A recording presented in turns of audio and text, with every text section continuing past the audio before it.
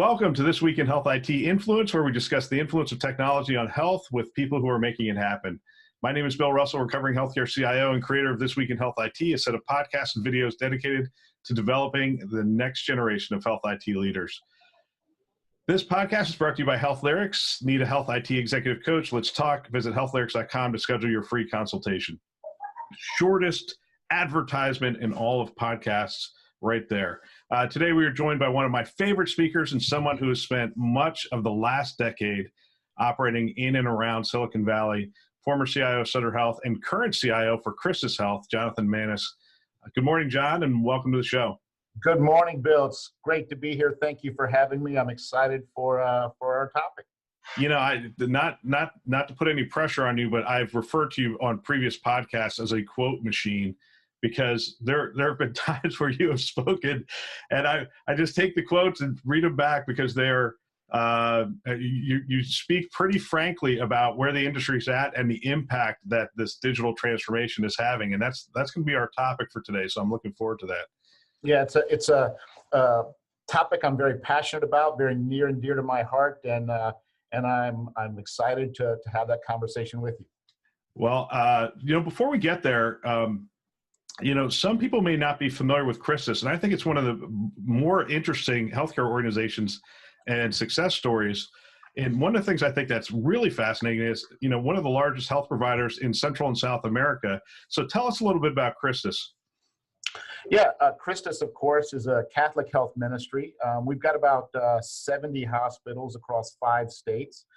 We also have about 20 hospitals in 3 foreign countries in South America, that being Chile, Colombia, and Mexico.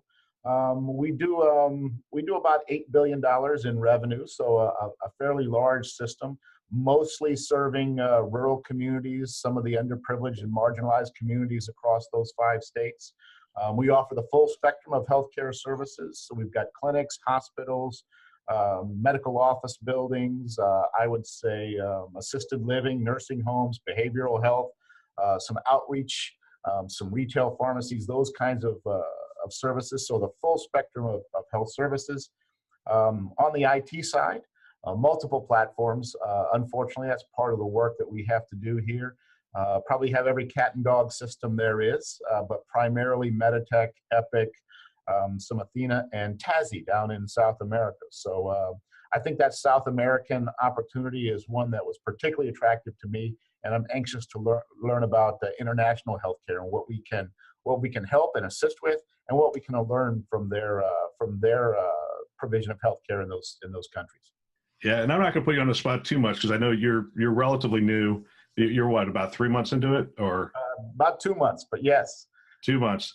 But I've had some conversations with George, and I know that you spent some time with George Conklin, who's the I don't know what his role is today, but the former CIO who you're coming in to replace. And he spent a lot of time in South America and just gets so excited when he talks about that opportunity. And healthcare is different but same. I mean, it's a each Central and South American country is distinct in how they handle healthcare, and you guys have to be very agile in terms of how you provide services in those markets. But I imagine that's going to present some interesting technology challenges as you look at those different countries. But again, you're 2 months into it. Maybe the next time you come on the show, we'll talk more about the differences between operating in those countries in the U.S. So, well, I would like that very much. George is still here. He's still the CIO. He's a legend in our industry, as you know. He's been a mentor and a really powerful speaker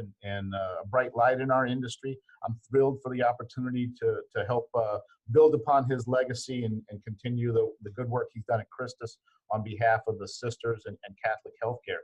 That said, I know he is personally passionate about the mission in South America.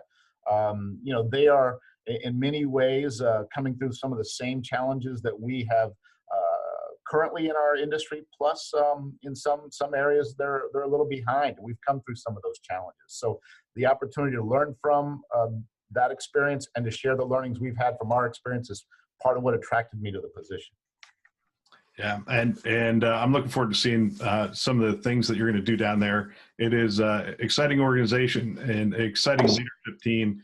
It should be a lot of fun. But today, what I want to talk to you, I want to take you back in time. So probably one of the first times I heard you speak was at Chime, maybe about 2 years ago. And you talked about digitization in healthcare and how it impacts the practice of medicine. And I took a picture of a slide, and it's attributed to Cisco in 2016. And it had this concept of a digital hurricane.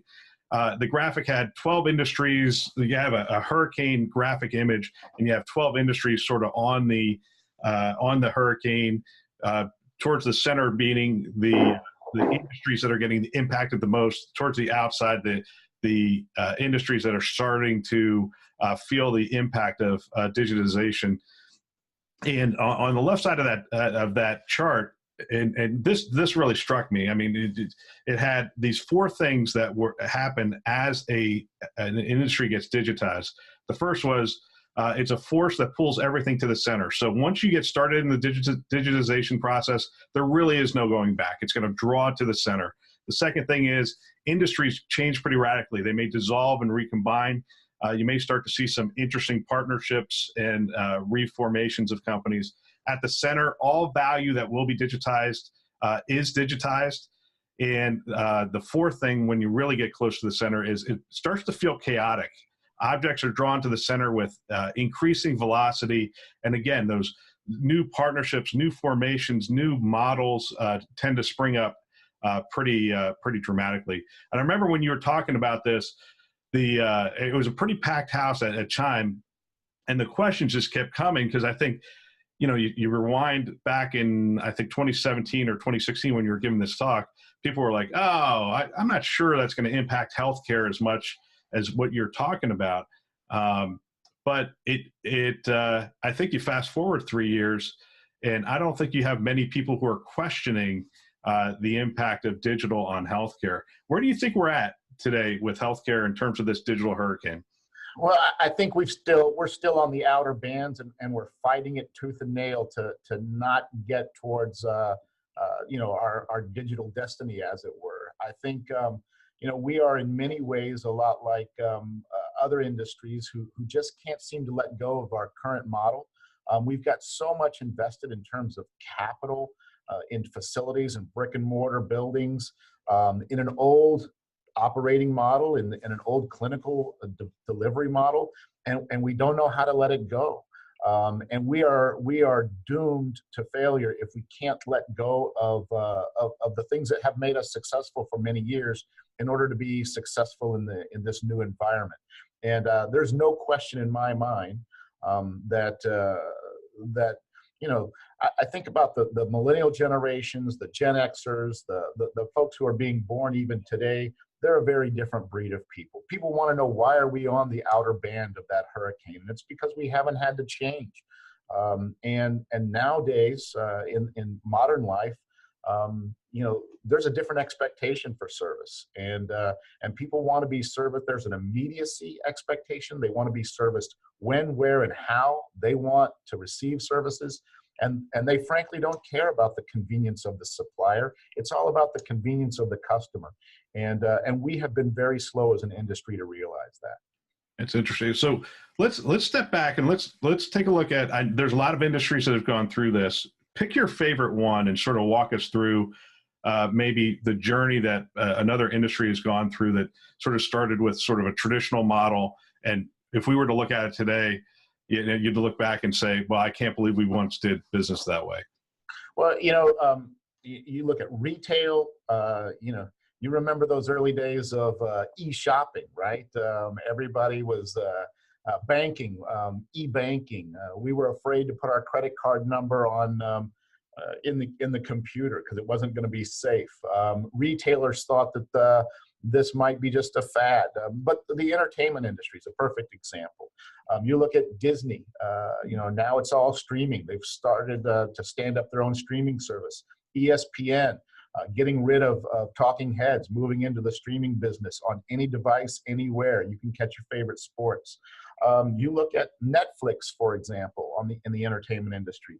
Now they have selectable content, right? I don't know if you've seen the movie, it was an interactive movie Black Mirror Bandersnatch, which was allowed you to watch the movie via streaming video, but select using your smartphone or your remote how the movie ended.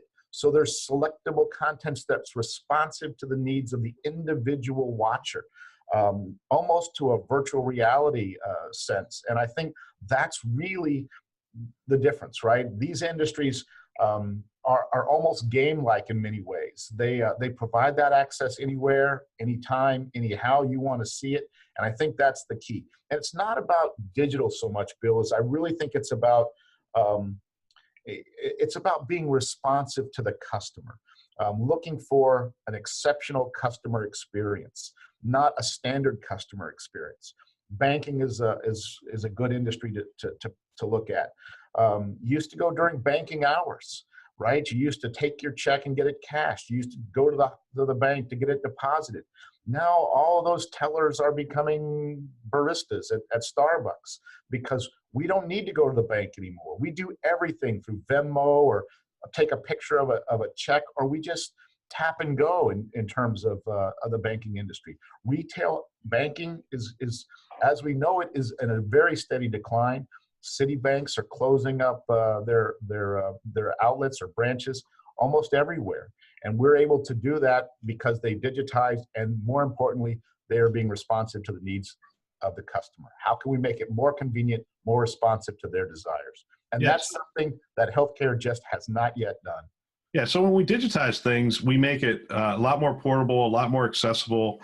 And last week on the show, I shared about Walmart's new model for their employees, where at one point the telehealth copay was $40. They now have gotten it down to $4. It's a huge satisfier. It helps them to really streamline the process, and they can actually do primary care physician, a bunch of the primary care physician stuff through that. And one of the things that's happening today is we're not going to our primary care physician. The millennials aren't.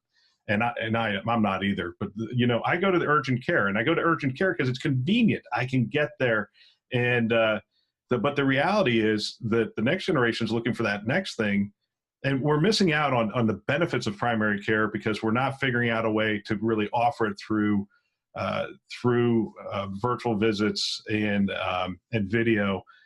Because it would be better if, instead of going to the urgent care every time, I started my journey with a primary care doc who could say, hey, thanks for this call, because it's 15 minutes, it's 8 minutes, it's 10 minutes. Right. It's convenient, it's accessible. So that's what digital enables us to do. But Bill, you've said so many important things right there in that little segment. Number one is the new generations, and I'm talking about those generations that follow the greatest and the baby boomers. The once sacrosanct relationship between a physician and his patients has become commoditized. I'm sorry to say that if you have an MD behind your name, my children will want to see you if they have a health issue. They don't need a long-standing relationship with a physician. They just want to see a doctor who's qualified to see them and treat them when, where, and how they want to be treated. And going back to your thought about primary care, every one of the health systems that you and I know or can name across the country, they're doing telehealth, they're doing televisits, but they're strapping those things on to an old system model and trying to do them in addition to doing things that we've always done, and bolting on those services to the old chassis is never going to work. And it's not going to work because we can't really do it at the same price point as the new entrants into this market are doing it, because we have these big hospitals and bricks and mortar to pay for. We can offer it for $40 or $4 a visit, but we're not getting the contribution margin we need in order to pay for that big infrastructure and those large hospitals that we have. They don't have those things. So that $40 for them is a very different $40 than it is for us. And that is a very risky proposition if you look at the overall environment. But is that a natural, so bolting it onto the chassis, is that just a natural evolution? I mean, when you saw, DVDs were being delivered and whatnot, you could go to Walmart, you could buy a DVD and it would say, includes digital download. And so that was sort of let's say, an evolutionary step to what we are today, which is everything's completely digital. And I'm not sure many people are, I can't find my DVD player anymore. Right. So is bolting it on sort of, so New York Presby, one of the things, and Hospital for Special Surgery and others, they do a lot of special surgeries. And what they're trying to do is they look at the areas where, people have to take long visits from New Jersey and whatever into New York. And they're saying, hey, look, we can make this better. We'll do the surgery. And then the follow-up visits, we can do a lot of that via telehealth. And so they bolt it on, they get experience, they learn, and then they expand it from there. Is that the natural evolution for this, how we're going to see it sort of evolve in healthcare? Well, it's interesting because I think the Hospital for Special Surgery is a unique example. In many ways, the traditional healthcare integrated delivery networks, we have been, frankly, we've been robbed of our business by a number of new entrants. And one of those, I think, is the model that the Hospital for Special Surgery. It's a focus factory, right? They do primarily hips. And they do an exceptional job at them. High quality, low cost, high volume with the ancillary to do digital. And I think they've done remarkable work. For us in a traditional healthcare setting, we've lost in many ways dialysis. We've lost birthing centers. We've lost cancer treatment. We've lost cosmetic surgery and ambulatory surgery. We've lost urgent care. We've lost things to those focus factories that you pretty recently brought up. And next will be primary care. Those things that used to feed our hospitals are being chipped away from our model, leaving us holding the bag, as it were, with these large capital-intensive hospitals and our competition having taken from us all of the low-risk, high-margin services, leaving us with the high-risk, low-margin services. And I'm talking specifically about emergency department, I'm talking about complex surgery, I'm talking about ICU, and I'm talking about end of life. Those things that are high-risk, low-margin are the things that those new entrants don't want. And we can't offer those other services at a price point that allows us to do those at a competitive market rate. So, CIOs hate. It's interesting. So I have to do focus groups every now and then, not actual focus groups, just sitting around with some CIOs, having drinks. And I'm like, what's the buzzword you hate? And, disruption is one of those things that they hate. They're like, we've been talking about it for 8 years, 7 years, 6 years, and it's just not happening. And so they almost get kind of cynical towards the word disruption, although it's happening. It's clearly happening. When you sit around CEOs and have that conversation, they're feeling it. They're like, you can't keep taking my low risk, high margin business and leave me with a shell of an old business model. We've got to figure out how to transform. What do you think is slowing the pace for digital adoption within healthcare? I mean, what is slowing down the pace of digital adoption?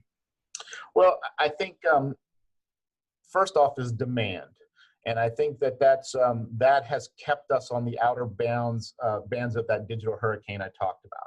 And what I mean by demand is that the millennials, the Gen Xers, the Gen Ys, the generations that will follow, they really haven't had too much of an interaction with healthcare, right?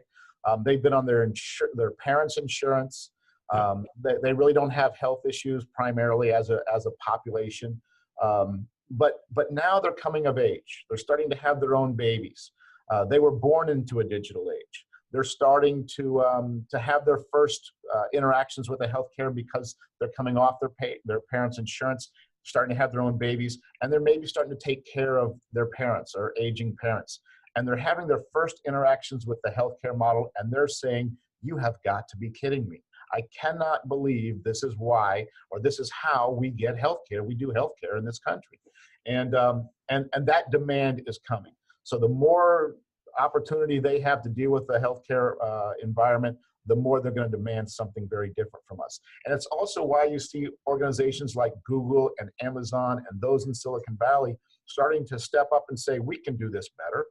We can broker these healthcare services. We're not going to provide healthcare, but we're going to show you how to do a delightful customer experience. And in which case we're going to delight your customers, and they're going to become that relationship's going to be ours, not yours anymore. Traditional healthcare system. If you look at the Amazon model, what they want is to provide a better customer experience. They want to make it easy for individuals to take care of themselves, both their health and their health care.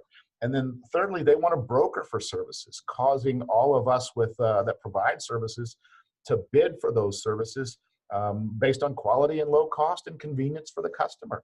And I'll tell you, as a customer, who wouldn't want that? I personally would want that. You talked about focus groups. I'm constantly amazed by marketing teams and leadership teams who want to pull in customers and do a focus group. All I say is, what do you want? Look at how you live your life. You don't need anybody else to tell you. I can do everything I want in my life on my iPhone. I can communicate with people. I can manage intimate relationships. I can make dinner reservations, flight reservations, hotel reservations.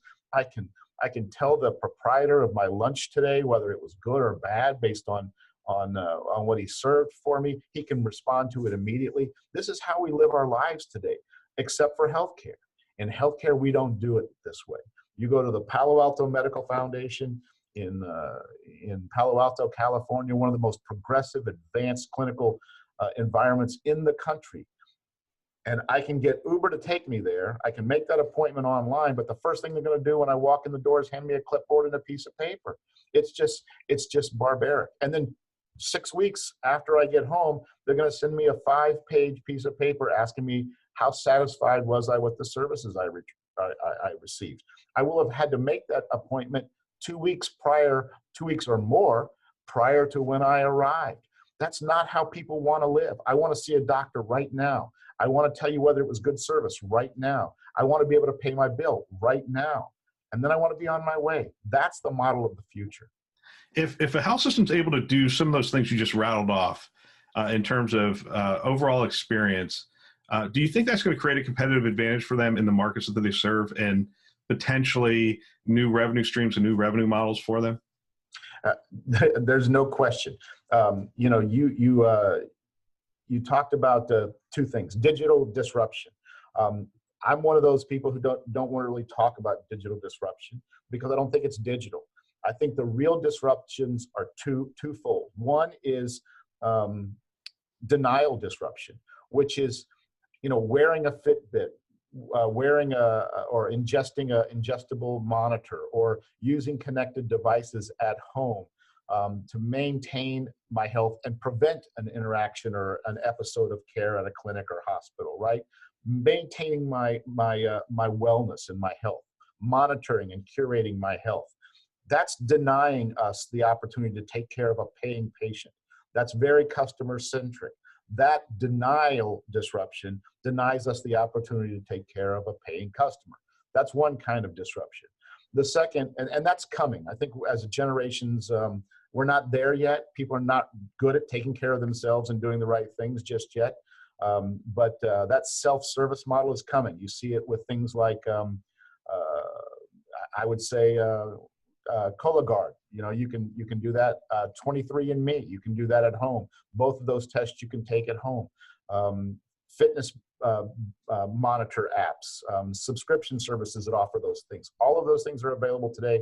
There hasn't been a huge uptake just yet. We as a population are not there. The second way that we're going to be disrupted is delight disruption. And that's where organizations are customer-centric and focus on the convenience, access, quality, low-cost experience for their customers. And frankly, in healthcare, we are terrible at this. So these new entrants into the market are really disrupting us by doing offering the exact same services we do, but doing it in such a way that absolutely delights the customer.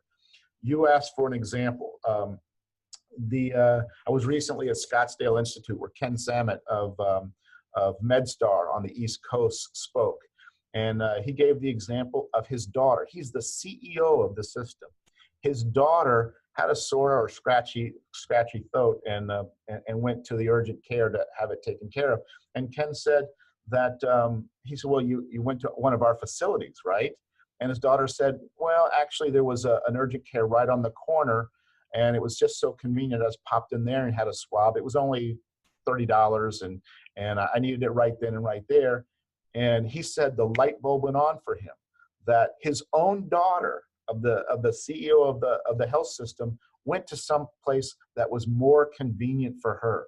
And that's when he realized our model has got to change. We have got to be focused on the convenience of our customers, because that's where they want their healthcare. I have a theory on what's going to open the floodgates, by the way. My theory is this. There's a case before the Supreme Court in a completely different industry, but it's around the selling of alcohol and wine across state lines. And it's going up to the Supreme Court. And one of the things they're looking at is that interfering with interstate commerce? And if they get to the point, if the Supreme Court comes down on this and says, you know what, that's against interstate commerce, you're now allowed to sell wine across state barriers across the country, that will completely upset and change that industry. There's some states that have like state stores and those kind of things. It will completely change that industry. I think that same thing could be the catalyst. So if you have health systems that really get this consumer thing down, they really understand the experience, they really build out these experiences, and then all of a sudden those barriers from state to state come down, now all of a sudden you're going to have a whole sorts of new entrants come into your markets and start to pick off things that you didn't think were possible before, and then be able to say, hey, you need a surgery? Here's your plane ticket. Come on up to our facility in Utah, wherever. And, we'll do this surgery up here and take care of you. And by the way, we'll continue to provide, telehealth and those kind of things. And the experience will be far better than it would be. And they'll have partnerships with urgent care facilities. And I think that's going to be one of the biggest catalysts. I mean, do you see something like that, really opening the floodgates for digital disruption or just disruption in general in healthcare? I would tell you, you're exactly right. And maybe I don't know if this makes me glass half full or glass half empty, but not only do I see it coming, I think it's already here. I kind of keep a track of some of these new entrants, and I'll give you some examples. I don't know if you've heard of withcove.com. Withcove is an organization that helps you manage migraine headaches anywhere in the country. So they will write you a prescription. They will do a FaceTime with you with a physician if you're having chronic migraine problems. You don't have to see a doctor other than right there on your couch or in your bedroom with your iPhone. Your medications come in the mail. Your counseling is via iPhone. They are taking care of patients with chronic migraine issues over a .com site. Heartbeat. Believe it or not, Heartbeat is an organization out of New York, Upper New York. It's a cardiology practice that is basically using digital audio files to help patients with cardiac problems manage their cardiopathy across the country. So you put your iPhone up to your heart, and there's a device that attaches to it, and send them a cardiac file, and they listen to that cardiology file, digital file, and adjust your medications, help you with your exercise regime. And those cardiac patients that used to be ours are not there anymore. Dental, DNTL, is online and remote dental services. Smile Direct Club, you get a package in the mail, you make an imprint, you send it off, you get a corrective prosthetic for your teeth. It's managed by an orthodontist or a dentist remotely via your iPhone. It's all self-service, and you do it yourself. And then for a lot of people, the erectile dysfunction. Now you can get medications for those kinds of things right off of Facebook, right off of the internet. You have a remote physician that takes care of you and adjusts your medications as required, I'm told. And then so here's something that used to be a clinic visit, used to be revenue for us, now being taken care of completely remotely, completely responsive to the customer need, completely online or via digital conveyance. So I think that, those used to be, for us, revenue streams and copays. And now they're gone from us, and the convenience is through the roof, the quality is through the roof, and the patients absolutely love it. So, but let's change the game here a little bit. And so I want to talk to you about let's hypothetically talk about the rest of your week. So you're a CIO for a health system. We're talking about all these things that could fundamentally change the business. But probably if you're like, and you're not on the digital scale, you're pretty evolved in this aspect, but still about 60% of your time can be spent talking about the EHR and operation systems and consolidation and application rationalization and standardization.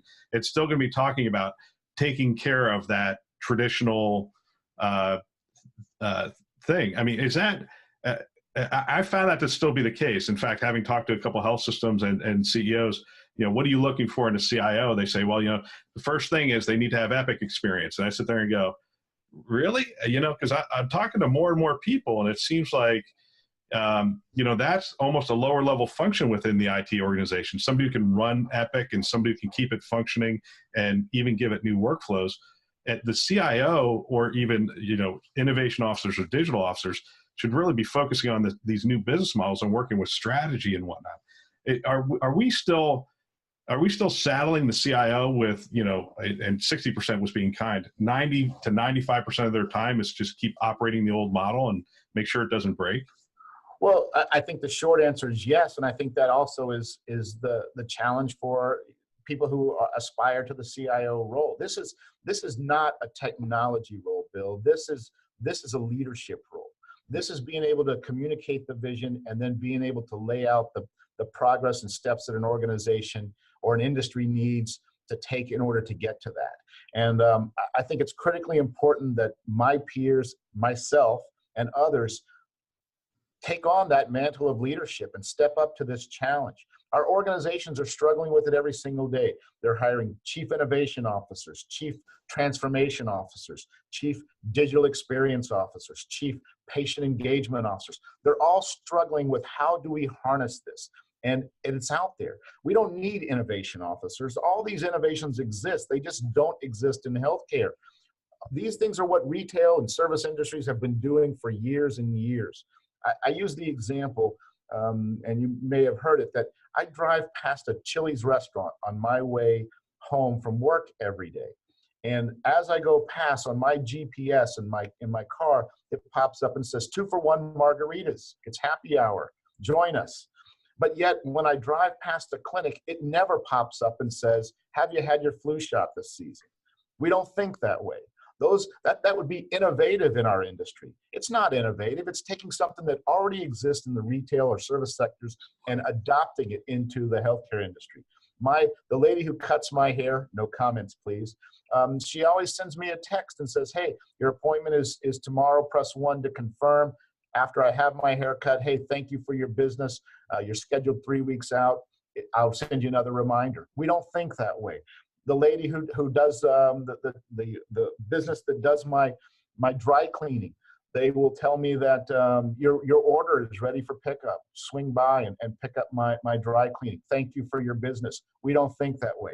Pizzas, now they will tell you, hey, Tom has put your pizza into the oven. Larry's getting ready to bring it to you. I've got a countdown clock on my monitor that tells me when my pizza is going to arrive. Yet my wife, with her mammogram results, sits anxiously by waiting for the mailman to come and see if her results are going to be in there today, or maybe it'll be tomorrow. We can do all of those things in the retail and service industries, but we can't do them in the healthcare. It's not about innovation. It's about adoption. So I won't comment on your hair if you don't comment on my hair. So the question becomes, how do you go beyond every CIO has in their bag of tricks to pull out the Netflix slide, Netflix didn't do this, or the Kodak slide. But how do you go from talking about it to doing it? There's a huge difference. In Silicon Valley has, DevOps versus what we have as traditional IT. They have you know, a team-based model. We have a hierarchy still within IT. They do agile, we do waterfall. They do fail fast, we do never fail is more our mantra. So, you know, from a culture standpoint and a technology standpoint, how do we go beyond the slide? How do we go beyond the almost cliche slide of Netflix and Kodak, and we need to change as an industry to go, all right, here are the things we need to put in place? Yeah, and it ties into what you asked before, and I maybe cleverly avoided the question, which is, you know, how do you enable this? What do you really do? And there's a utility function we have to provide to our organizations. The systems that they run on need to be responsive, need to be high performance, need to be up all the time in order to do those things. But Bill, those are transaction systems, and as a customer, I don't give a flip whether you have Epic, Cerner, Meditech, or whatever. You're not going to get a single additional paying customer because you're on Cerner or because you're on Epic. It doesn't work that way. People don't care about your transactional system. Keep it up, keep it running, make it responsive to your clinicians, but don't think that that's going to be a differentiator in the marketplace. What I see as the CIO role for what you just described is to throw open the shutters, unlock the door, let in some light, let in some people from who want to partner with us from retail and the service sectors. We have been a very closed industry because we were something different. Those innovators, those millennials, those populations that want something different from healthcare, they want to help us. There's an altruistic attraction about people who are called to work in healthcare. And people would like to give us a couple of their years of time and talent. They want to help us. So why do we keep them at arm's length? We need to embrace them. We need to embrace things like the agile methodology. We need to understand that we are going to fail, not on the transactional side of things, but on whether or not the pop-up notification about you getting a flu shot. Is it targeted right? Is it worded right? That's where we need to be doing our innovations and investing in, not in the transactional infrastructure. That said, I would also tell you that if all of our money in IT is being dumped into 20-year-old legacy transaction systems and not more responsive to the marketplace, then we're in a dying spot. The future is an operating expense, not a capital cost to be depreciated over 15 or 20 years. The world moves at a different clock speed, and we've got to pick up the pace in order to be more responsive to those who are paying the bills. Clearly we're failing. Insurance companies, large organizations are saying they can do it better, and they're partnering to do just that. The Googles, the Amazons, the Microsofts of the world are saying it can be done better. We want a piece of this, almost 20% of the GDP spend on healthcare. These costs are unsustainable. We can do it better. It's not impossible. We just need to let go of what we've been doing so long in order to do something different. Yeah, it's really interesting. We've actually we've come to the end of our time. I could talk to you for another 45 minutes. I think if I could throw out one more question, it's you just took on this new role, and I think the question, because we have a lot of different viewers. I know that we have some college and university students watching and whatnot.